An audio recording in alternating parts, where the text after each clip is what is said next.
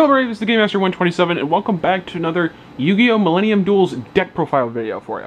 And this is also, of course, going to be followed up with my Yu-Gi-Oh! Millennium Duels, the Yukimoto grind method.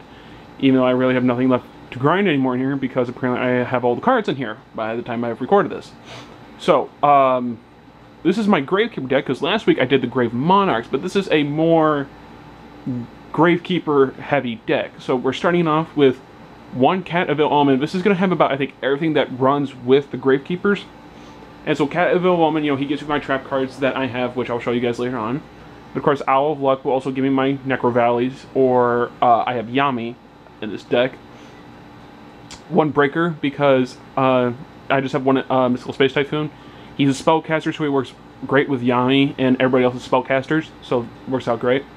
One Caius the Shadow Monarch. Gotta love Caius. Caius is a perfect. Just target anything you want, banish it, done with it. And if it's a monster, you can do it. And it's a 1 tribute monster. Caius is a wonderful card. One Charm of Shabati. It's a really annoying card to have. I hardly ever use it because generally the Gravekeepers can kind of sustain themselves, but on the very rare occasion, it's just a just-in-case card. One Dark Arm Dragon. About everybody in this deck is dark, so having Dark Arm Dragon really early on is actually a really good thing to go into, especially once I get him out. If not, I think Necro Valley kind of helps me out there. Okay, excuse me. So then next we have Defender. Defender is purely just as a one-turn wall, because I never really want my opponent actually to keep drawing up here.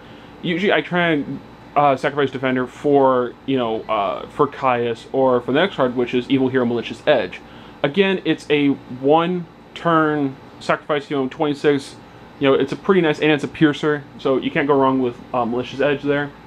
Gores. Gores is a just-in-case one. With this deck, I very much empty my hand out very quick, because I kind of have to play everything but I draw. And so having Gores kind of just as backup is really nice and handy. Going on to the Gravekeepers, we actually have Gravekeeper Assailant, which is just something to change the battle position. Gravekeeper Cannon Holder, which inflicts 700, so if I'm going up against a burn deck, and I can start tributing all my Gravekeepers to start inflicting damage. One Gravekeeper Chief, just in case if I can bring back my Gravekeepers when he's special summoned. And then with Necro Valley, he gets that 500 boost, so it's a 24-1 tribute monster, which is pretty nice. 2 Gravekeeper Commandments, because it's to get Necro Valley faster. And then plus, then when I get Necro Valley, if I have the other one, rather than get a second Necro Valley, what I would do instead is I would summon him, and then he's boom a 21. One Gravekeeper Curse, because again, just to inflict damage, if it was a burn deck. One Gravekeeper Descendant. A lot of people run 3 of these, but when I have Cannon Holder, it kind of makes this kind of cloggy, and it just, I didn't like that so much. I think it's, yeah, 2 Gravekeeper Guards, because just to return monsters, really annoying monsters. I sometimes switch these two and, like, from that, but generally I deal with more monsters than I do other stuff, and it's, again, it's a tribute. I kind of need the Gravekeepers on the field to fuel everything else. One Gravekeeper's Priestess is because it's a backup Necro Valley, and it's an attack gainer. Hardly ever go into attack mode with this thing, you always keep that thing in defense.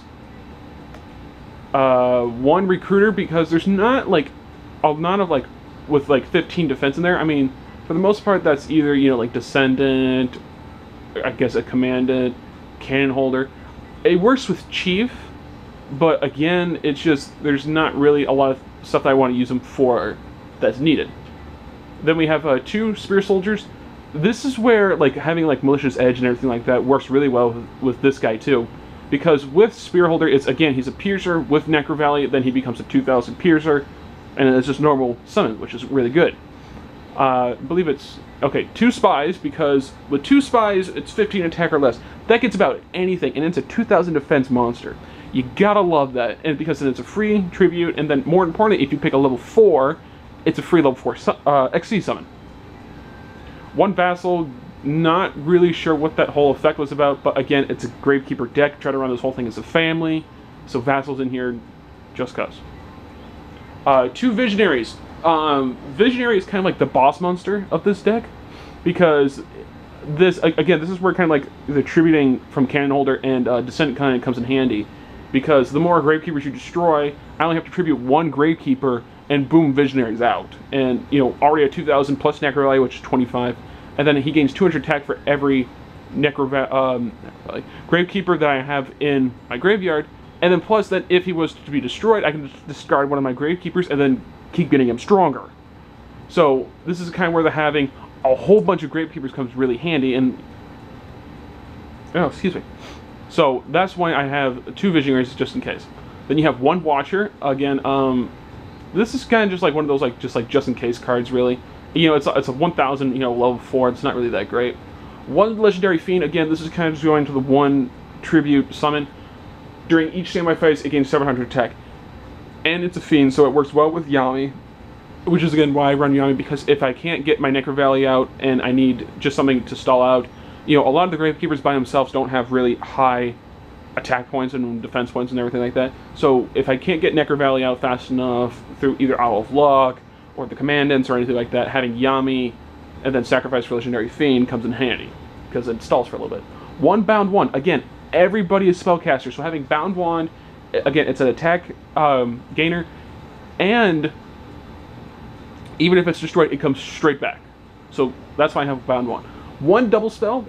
Double Spell is just kind of like one of those like really like fun cards, just because, like, in case like my opponent's using like, I don't know, in this game like Muyan Curry or, you know, or something, you know, like it's a spell card that I would need to use or something like that. That's what this thing's here for. 1 Double Summon. Again, it's a free level rank 4 XC summon, so that's why it's there. 1 Epico Drachmord. Now, about everybody that I play this against absolutely hates this card. I think it's a hilarious card to play with. It's really kind of like out of touch with the times and everything like that, but it's still a fun card to play, especially when, like, again, when I go up against Yukimoto, when you Epicor Drachmord his Black Skull Dragon. Can't attack, destroys it, comes straight back to me. It's an awesome card, love to play it. 1 Gravekeeper Servant, because it's, I think at some point I ran Haman, the Lord of Shearing Lightning or something like that, to where I have a whole bunch of continuous spell cards to then get rid of all of them for Haman. I kind of took him out because I never really got a chance to go into him, and there wasn't enough for me to go into him for it. But I kept Servant because it's, again, if you want to attack me, you have to send a card. You want to, you know, if it's a five people attacking me, you know, it's going to cost you. It's going to cost you 5 cards. 1 Gravekeeper's steal, maybe, to get 2 Gravekeepers back, to keep recycling them, to keep coming back in case Visionary's not out yet, or Visionary is destroyed. 1 Vortex. There's no Raigeki in here, and Dark Hole kind of hurts me, so Lightning Vortex is the best thing I can think of. 1 Magical Mallet. A lot of the problems I have with it is there's times where I've actually gone, you know, Gores, Malicious, and like I draw all the tributed monsters. So having Magical Mallet to recycle everybody to get my Gravekeepers back in my hands is what I need. 1 Mystical Space Typhoon, self-explanatory. 2 Necro Valleys. Again, it's just that's kind of like the main field card that I need for this. 1 Rain Cup Magic Barion's Force. I'll again explain them down below. I just like using Barion's Force because it's just something that I can use to steal from it. I like the idea of using like the New Run Force, but just Barion's Force is just a lot easier because I can just steal it, and it's just a lot simpler. Royal Tribute. Again, when I have Necro Valley, everybody discards all their monsters in their hands. If I don't have any monsters, it works great for me and not so much for my opponent. 1 Smashing Ground, just in case if I need something to, like, if it's the Black Skull Dragon again, then I got something for that. 1 Spellbook Organization, because again, like Magical Mallet, this is something that I kind of need control over in the deck, and so having Spellbook Organization kind of helps out. 1 Supremacy Berry. Again, the deck's kind of slow, and so in the event that like you do run out of life points fast enough, you have Supremacy Berry to at least bring you back into the game. 1 Swords Revealing Light, again, self-explanatory. 1 United We Stand, absolutely necessary in this deck, especially if you don't get your field spells out fast enough. So having United We Stand, especially, you know, you slap the thing on Visionary, you are all set to go no matter what. Again, 1 Yami, I kind of explained that everybody's a spellcaster or fiend or something like that, so it works great.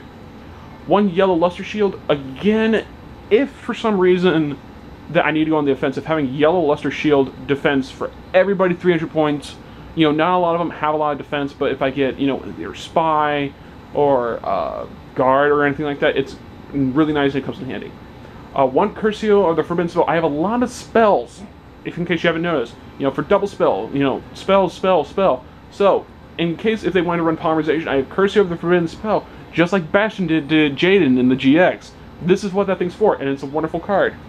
One Magic Cylinder, again, just something that you need to do to negate attacks and reflect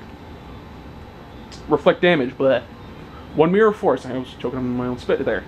That's gross. One Mirror Force, again, that's pretty self-explanatory. It's just a great card to use. One Negate Attack, again, if I can't draw a Mirror Force, then you have Negate Attack. Again, this is kind of just for like, almost like a stall, so I can get my Gravekeepers out. One Rite of Spirit, again, to bring my Gravekeepers back. Oh, two of them, my bad. And my controller freaked out. One Sakuretsu Armor, and one Scrap Iron Scarecrow, again, just to either stall or destroy. Going on to my extra deck, I have one number 104 Masquerade, again, 3 low force. It comes out super easy, especially with Spy. One Giga Brilliant, again, I have a couple level 3s in here, not a lot, but when I do get to go into Giga Brilliant, it's pretty nice. One number 44 Sky Pegasus. I don't have a lot of level 4s when I was making this deck, and so Sky Pegasus was what I was stuck with. One number 66 Master Key Beetle. Again, everybody in here is dark, okay? So 2 level 4 is super easy to get out. One C number, Chaos number 104 Umbral Horror Masquerade. Again, this is what the Rank Up Magic Bearings Force came into, was so I can get them out. One Photon Paraleoptive, again, it's a level 4, need it. And one Shining Elf, and that right there, it's because I only have, I think it's only for if I have Owl Luck, and yeah, it's just in case if I had those two out. So I don't really go into my level 2s that often, but that's just in case if they're just going to sit there and then they're going to attack. So that is my Gravekeeper deck, guys. Be sure to stay tuned in for the Yu-Gi-Oh! Grind method, where I showcase the Gravekeeper deck. And thank you guys so much for watching, and I will see you guys in the grind method. Bye!